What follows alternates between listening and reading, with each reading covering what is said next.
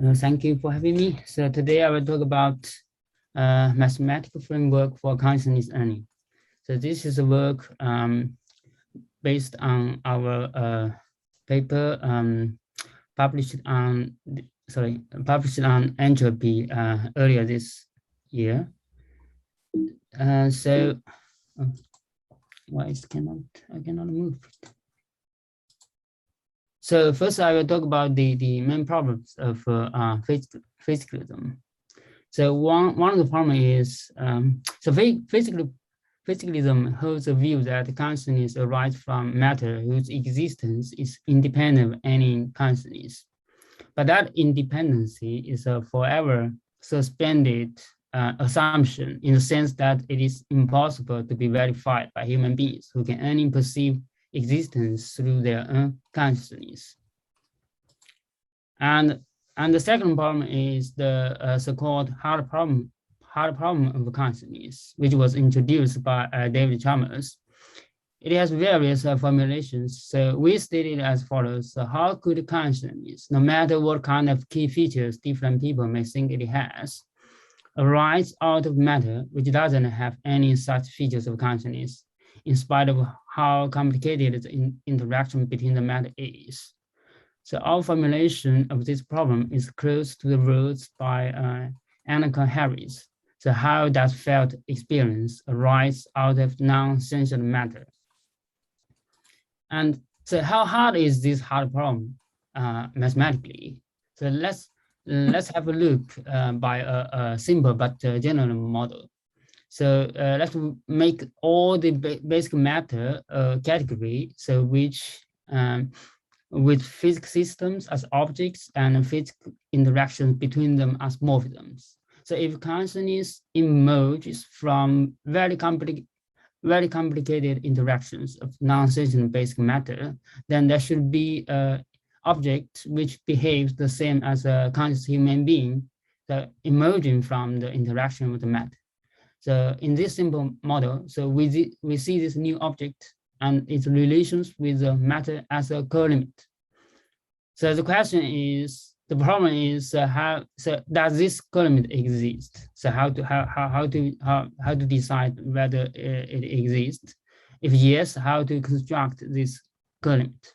So of course we know there is an excellent book by Elshman and others as a good reference, but I would like to point out that that book is not started from basic matter like atoms. So to avoid these problems, so we take consciousness as fundamental and follow the philosophy of Yogacara school. So the Yogacara school is also called consciousness only. So it's one of the two main branches of Mahayana Buddhism. So the key feature for the Yogacara philosophy is consciousness only, so which means there is nothing outside all sentient beings of consciousness. So why do we choose it? Because the Yogacara philosophy has a very systematic description of consciousness. So actually it has a system of 8 consciousness, so which consists of 5 sense consciousness like eye, ear, nose, etc., and mental consciousness, and the manners consciousness, and the Alaya consciousness, which is also called the storehouse consciousness. And each type of consciousness manifests itself in 2 functional divisions. So one is a perceived division, and the other is a perceiving division. And these 2 divisions arise out of a third division called the self-witness or the self-corroboratory division, which constitutes the essential substance. And the 8th consciousness, namely Alaya consciousness, is of central importance. So it's called root consciousness. So also the 8th consciousness is called the seed consciousness, which means it is endowed or furnished with all the seeds. It is capable of holding firmly and retaining the seeds of all dhammas without allowing them to be lost. So So actually the seeds, what are the seeds? The seeds are the different potentialities which are found in the root consciousness or Alaya consciousness, so which immediately engender their fruit, and that is the actual dhammas, the dhammas in activity. And actually, so the seeds is the key thing of the Alaya consciousness. Now, actually, there in Yogacara philosophy, there are a kind of axiomatic characterization of the seeds of Alaya consciousness. So there are 6 characters of the seeds. So one is that the seeds are instantaneous. And the second is that the seeds exist simultaneously with the fruit. And seeds always continue in a series, which means seeds of the same species are produced in a series. And the nature of seeds is determined as to moral species. And the seeds require multiple conditions, not absolutely existed. And seeds lead to their own fruit. So later we will give a categorical characterization to this to these characteristics of the seeds. So basically we want to model this Alaya consciousness in processively. So so let me first have a short introduction to processively. So maybe a little bit overlap with the previous 2 speakers. So first, everything in the world can be seen as a process, and each process is a change from something typed as A to something typed as B. So which is denoted by a box read from top to bottom. And 2 processes that happened sequentially, and they are denoted as a connection of the 2 boxes. And 2 processes that happen simultaneously are denoted as boxes in parallel. So that's the basic two ways of the existence of 2 processes, either simultaneously, either sequentially, right? So note that we have put the simultaneously happened process in parallel in a plane. So that means one box has to be on the left and the other has to be on the right. So this is a kind of artificial symmetry, asymmetry. So then we need a symmetry process in processively to break this artificial asymmetry in a way that if we swap the positions of 2 boxes, and they should be essentially the same while all the types still match. So you can see the types still from AC to DB, and here is AC to DB. And also, if we want another symmetry, which is called left-right symmetry, so then we would like to have up-down symmetry. So that means when we turn a diagram upside down, then essentially the property of the corresponding process won't be changed if the types are kept matching. That means if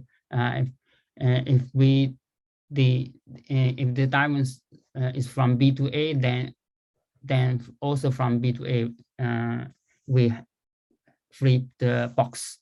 And so this can be realized by a self-dual compact structure in this way.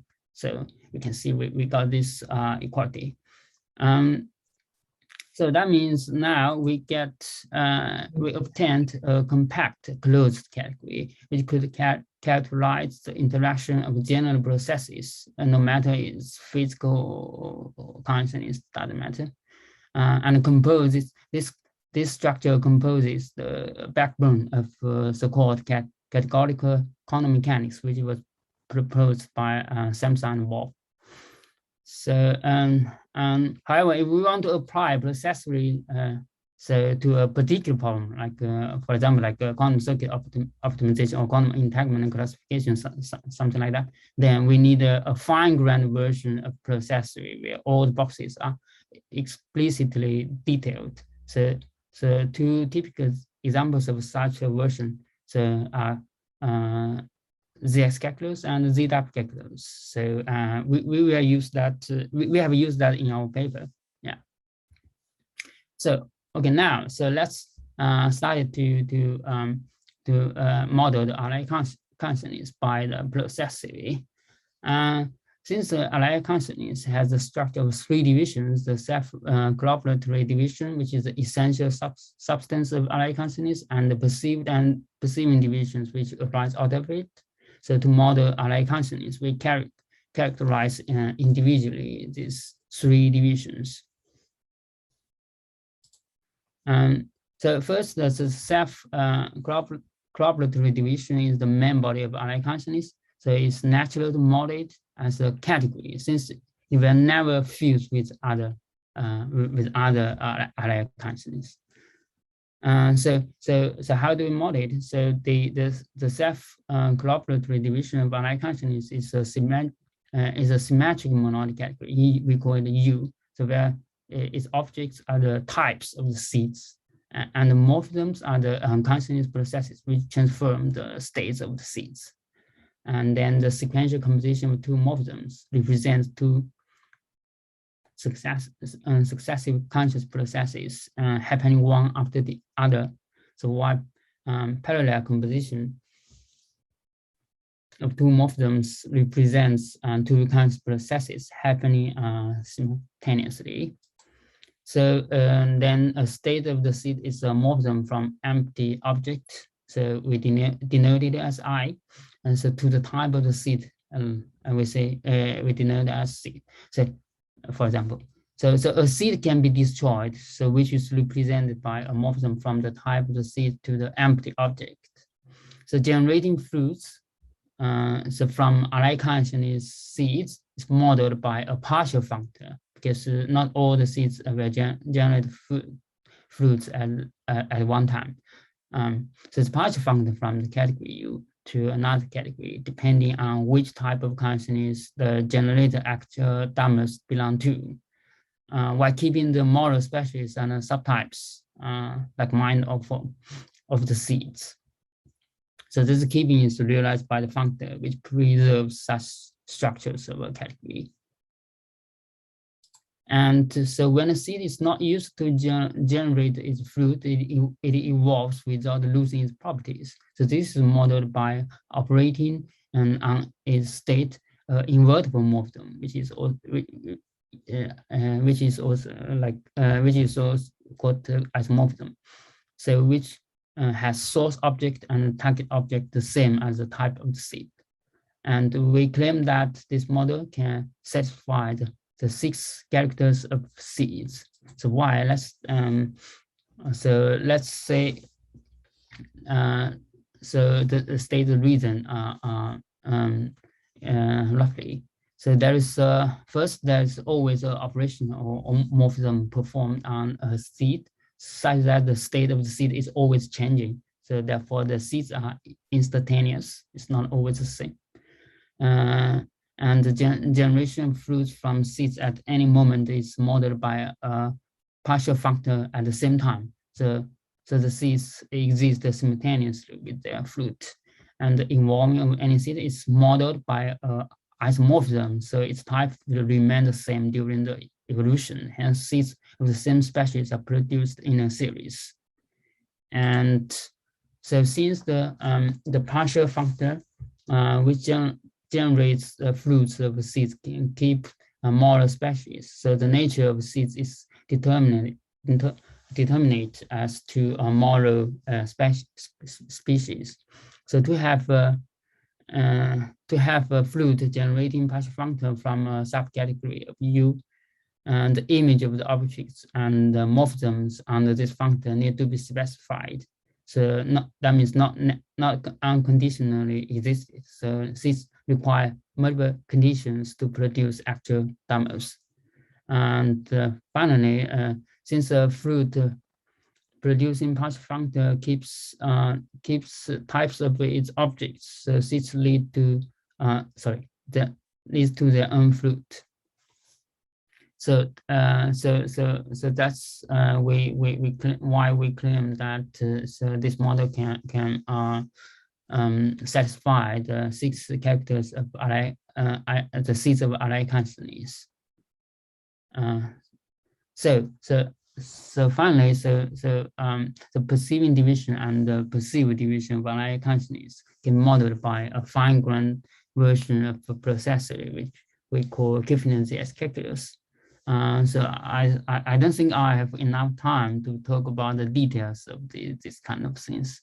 So, but you can find the details in our paper published on entropy. Yeah, so I think that's all of them. Thank you.